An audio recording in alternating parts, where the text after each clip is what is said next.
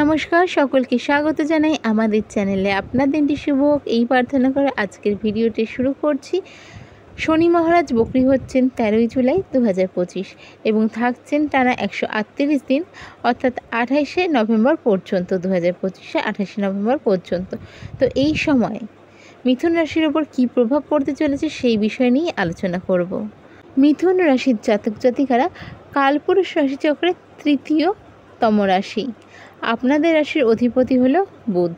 13ই জুলাই যখন শনি মহারাজ বকরি হচ্ছেন সেই সময় গ্রহগত চার্ট অনুসারে আপনাদের কিন্তু ফার্স্ট হাউসে থাকছে বৃহস্পতি অর্থাৎ গুরু, আর কেতু কিন্তু পুরো সময়টা জুড়ে থাকছে আপনাদের তৃতীয় ঘরে অর্থাৎ সাহস পরাক্রমের ঘরে। রাহু থাকছে আপনাদের ভাগ্যস্থানে এবং আপনাদের কর্মস্থানে থাকছেন স্বয়ং শনি মহারাজ। আমরা সকলেই জানি যে কোনো একটি গ্রহ যখন বকরি হয় তখন তার কিন্তু পাওয়ার অনেকটাই বেড়ে যায়।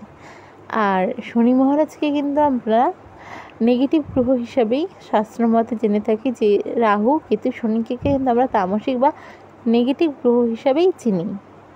শনি মহারাজ যখন বকরি হচ্ছেন তখন তিনি নিজের নক্ষত্র উত্তর ভাদ্রপদ নক্ষত্রেই বকরি হচ্ছেন, বেশ পাওয়ারফুল পজিশনে। কিন্তু 2রা অক্টোবর তিনি নক্ষত্র পরিবর্তন করছেন এবং সেই সময় তিনি বৃহস্পতির নক্ষত্র পূর্ব ভাদ্রপদ নক্ষত্রে গোচর করবেন। শনি মহারাজের রয়েছে 3টি দৃষ্টি, তৃতীয়, সপ্তম এবং দশম দৃষ্টি। আর শনি মহারাজ যেই ঘরে থাকেন তিনি কিন্তু সেই ঘরে পাওয়ার বৃদ্ধি করেন, তবে তার দৃষ্টি যেই ঘরগুলিতে পড়ে সেগুলিকে তিনি একটু দুর্বলতা প্রদান করেন। এর উপর কিন্তু শনি মহারাজ বকরি হচ্ছেন, বকরি হলে কিন্তু তার পাওয়ারও বাড়তে চলেছে।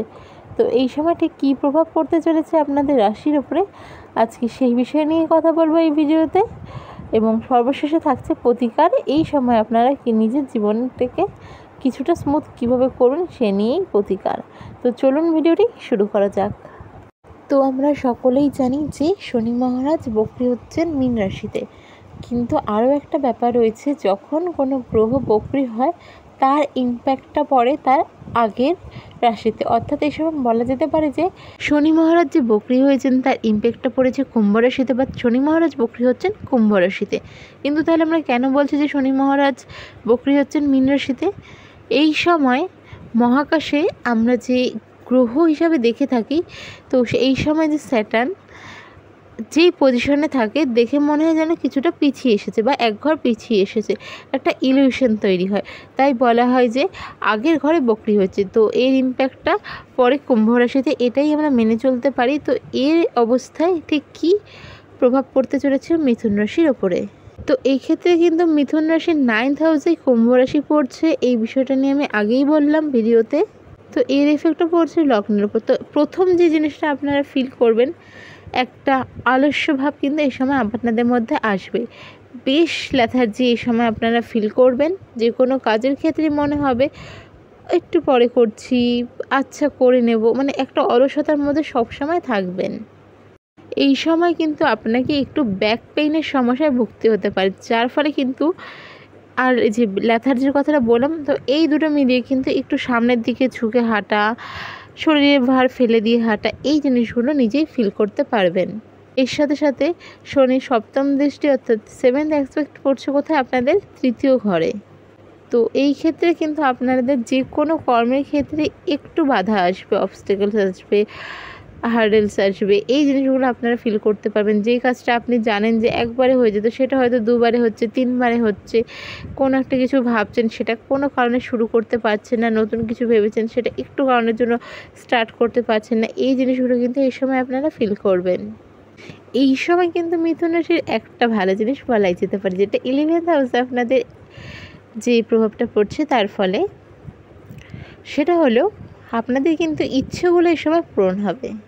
হ্যাঁ, একটু লেট তো হবেই, কারণ সব কিছুতেই লেট যেহেতু হচ্ছে, এই ক্ষেত্রেও কিন্তু লেট হবে। তবে কিন্তু বেশ কিছু ইচ্ছে, সেটা ঘুরতে যাওয়ার হোক, সেটা কিছু কেনার হোক, কোনো কিছু ভেবে রেখেছেন হচ্ছে না, কিছু চাইছেন হচ্ছে না, তো এই জিনিসগুলো কিন্তু পূরণ হওয়ার সম্ভাবনা এই সময় থাকছে। স্যাটার্নে কিন্তু 9th অ্যাসপেক্ট পড়ছে আপনাদের 5th হাউসে এই সময়। তো উচ্চশিক্ষার জন্য যারা চেষ্টা করছিলেন, বাইরে যাওয়ার পিএইচডির জন্য যারা চেষ্টা করছিলেন, তাদের কিন্তু হয়ে যাবে। তবে ওই যে একটাই প্রবলেম থাকছে, বাধা আসবে, একটু ডিলে হবে, হয়তো আপনাকে 3-4 দিন ঘুরতে হতে পারে। যেই কাজটা একদিনে হয়ে যাবে সেটা 3-4 দিনে হচ্ছে, কিন্তু হবে। এবার হেলথের দিকে দেখতে গেলে মিথুন রাশির জাতক জাতিকারা যারা বহুদিন ধরে কোনো একটা বিষয় ভুগছিলেন, ধরুন যে কোনো একটা জিনিস আমরা অনেক সময় ভেবে থাকি যে মাথা ব্যথা বা মাথাটা ঝিমঝিম করছে, কারো ক্ষেত্রে মনে হচ্ছে শরীরটা একটু ব্যথা ব্যথা রয়েছে, কারো দাঁত ব্যথা রয়েছে, মানে এরকম ধরুন কিছু একটা সমস্যা ছোটোর মধ্যে যেটা আমরা ধরে নিই, সেরকম প্রবলেম নিয়ে ডাক্তার দেখাতে চাইছিলেন, কিন্তু কোনো কারণে হয়তো যাকে দেখাতে চাইছেন যেই সময় দেখাতে চাইছেন বা হয়ে উঠছিল না, এই সময় কিন্তু আপনারা সেই ডক্টর ভিজিট করে নেবেন এবং প্রিকশন হিসাবে যেটুকুনো কাজ করার সেগুলোও কিন্তু সিরিয়াসভাবে নিয়ে নেবেন। তবে হ্যাঁ, বিশ্বাস করুন, যেই ভয়গুলো নিয়ে যাচ্ছেন বা হয়তো অনেকেই অনেক সময় আমাদের চারপাশের মানুষজন হেলথের বিষয়ে কিছু এমন বলে থাকে যার জন্য আমরা ভয় পাই, মোটামুটি 90% চান্স থাকছে সেরকম ভয়ের কিছু নেই। এই সময় কিন্তু আপনাদের পঞ্চম ঘর বেশ অ্যাফেক্টেড হচ্ছে শনির দ্বারা, আর এখানে রয়েছে রাহু এবং জুপিটারের একটা কম্বাইন্ড অ্যাসপেক্ট আপনারা পাচ্ছেন। তো এই ক্ষেত্রে যারা যুক্ত রয়েছেন এমন কোনো বা সেলফ এন্ড পেশার সাথে, লাইক যিনি ডাক্তার রয়েছেন, মানে তার পেশাকে পুরোপুরি তার উপরে ডিপেন্ড করে চলতে হয়, ধরুন অ্যাস্ট্রোলজার রয়েছেন, লয়ার রয়েছেন, বা আরও এরকম রয়েছেন, বা ধরুন এমন কেউ রয়েছেন যার বিজনেসটা তার উপরে নির্ভরশীল, অন্য কেউ পারবে না, এরকম যারা রয়েছেন তাদের কিন্তু এই সময় মানসিক চাপটা ভীষণভাবে বাড়তে চলেছে। এই সময় না হেলথের দিকে দেখতে গেলে আপনাদের কিছু জিনিস যেইগুলো দেখতে হতে পারে বা যে এই সময় সামনে চলে আসতে পারে, তা হচ্ছে স্পন্ডিলাইসিসের ব্যথা। সেটা হচ্ছে বিশেষ করে শোল্ডার বা ব্যাক পেইনের ক্ষেত্রে এই সময় কিন্তু আপনাদের স্পন্ডিলাইসিস ধরা পড়ার একটা সম্ভাবনা থাকছে। যদি কারোর সাথে এরকম হয় অবশ্যই কমেন্ট করে জানাবেন। এর সাথে সাথে ব্যাক পেইন আর শোল্ডার পেইন তো মোটামুটি এই রাশির জাতক জাতিকাদের কিছুটা থাকছেই এই সময়। এবার রিলেশনের দিকে দেখতে গেলে যারা লাভ রিলেশনে রয়েছেন তাদের কিন্তু এই সময়টা একটু এফেক্ট করবে রিলেশনের ক্ষেত্রে। তো যেই রিলেশনগুলো সত্যিকারের মানে কোনো কিছুর উপর নির্ভর করে নেই, দুজনের প্রতি দুজন রেসপেক্ট বা ভালোবাসার সাথে রয়েছে, আশা করা যায় সেসব রিলেশনগুলোর উপর বেশি এফেক্ট পড়বে না। তবে কিন্তু কিছু ফেক রিলেশন বা এরকম ধরনের যে সম্পর্ক রয়েছে তার উপর পড়তে চলেছে প্রভাব। আর কিছু কিছু ক্ষেত্রে দেখুন, মানে এটা একটা জেনারেল প্রেডিকশান, তো পার্সোনাল চার্টটা অবশ্যই ম্যান্ডেটারি যে এই এসপেক্টগুলো কতটা পড়ছে আপনার উপর তার জন্য। তবে হ্যাঁ, যারা অলরেডি উচ্চশিক্ষার জন্য এন্ট্রান্স হোক বা এক্সাম দিয়ে দিয়েছেন, হয়তো এই সময় নিজের যেরকম একটা এক্সপেকটেশন থাকবে রেজাল্টের থেকে, সেইটা নাও হতে পারে। বা কারো ক্ষেত্রে এরকমও হতে পারে সে হয়তো এক্সপেকটেশন রেখেছিল মিডিয়াম হয়েছে এক্সাম, মানে এক্সামটা ভালো দিয়েছে, একটা মোটামুটি রেজাল্ট হবে, হয়তো কিছু ক্ষেত্রে এমন কোনো রেজাল্ট বেরিয়ে আসতে পারে তাদের এক্সপেকটেশনের বাইরে। যারা চাকরির সাথে যুক্ত রয়েছেন তাদের খুব বেশি একটা কিছু বলবো না, তবে হ্যাঁ, কাজের চাপ বাড়তে চলেছে যার ফলে মানসিক চাপ বাড়বে, এই জিনিসটা থাকছে। আর অফিস পলিটিক্স থেকে নিজেকে দূরে রাখুন। এর কথা ধরুন আপনাকে কেউ যদি কারো কথা বলতে চায় বা কিছু মনে হয় যেগুলো অফিসের কাজ নয়, যেগুলো অফিস পলিটিক্সের মধ্যে পড়ে, ওই জিনিস থেকে নিজেকে দূরত রাখুন। এবং ব্যবসার ক্ষেত্রে যারা রয়েছেন তাদের কিন্তু এই সময় হঠাৎ করে কর্মচারী বা বিশ্বাসযোগ্য কোনো কর্মচারীর সাথে অশান্তি ছেড়ে চলে যাওয়া, তারপরে ব্যবসায় এফেক্ট পড়া, এছাড়াও বাড়িতে কোনো মেইড এরকম কেউ যার উপর আপনারা বেশ কিছুটা ভরসা করেন, এরকম কোনো ব্যক্তি কিন্তু আপনাদের সাথে কাজ ছেড়ে চলে যাওয়ার একটা সম্ভাবনা থাকছে। তো এই সময় রেমেডি হিসাবে কি করবেন সেই বিষয়ে জেনে নেওয়া যাক। তো শনিবার করে এই যে পুরো মাসটা থাকছে 138 দিন, মাস নয় 138 দিন, প্রত্যেকটা শনিবার বা যেই কটা শনিবার আপনাদের সম্ভব হচ্ছে কি করবেন, সকালবেলা ঘুম থেকে উঠছেন, ওঠার পরে যে স্নান করবেন, স্নানের ক্ষেত্রে গঙ্গা স্নান যদি করতে পারেন খুব ভালো হয়। এবার সবার তো বাড়ি গঙ্গার পাশে নয় বা গঙ্গায় প্রত্যেক শনিবার স্নান করা সম্ভব নয়, তো কি করবেন সেক্ষেত্রে আশেপাশে কারো যদি চলমান নদী থাকে সেখান থেকে জল আনতে পারেন, যাদের পক্ষে সম্ভব হচ্ছে না তারা কি করবেন, এখন কিন্তু গঙ্গা জল কিনতে পাওয়া যায়, আর যদি বাড়িতে থাকে তাহলে তো আরও ভালো হচ্ছে। প্রথমে একটি খালি বালতি বা বাকেটের মধ্যে ধরুন 1 ঢাকনি গঙ্গা জল নেবেন, তারপর সেই জলের মধ্যে নদী থেকে আনা জল মিশিয়ে নেবেন, বা যারা নদী থেকে আনতে পারছেন না তারা কলের থেকে জল নিচ্ছেন সেটা মিশিয়ে নেবেন এবং সেটা দিয়ে স্নান করবেন। এই জিনিসটা করুন। এর সাথে সাথে প্রত্যেক দিন হনুমান চালিসার পাঠ করুন।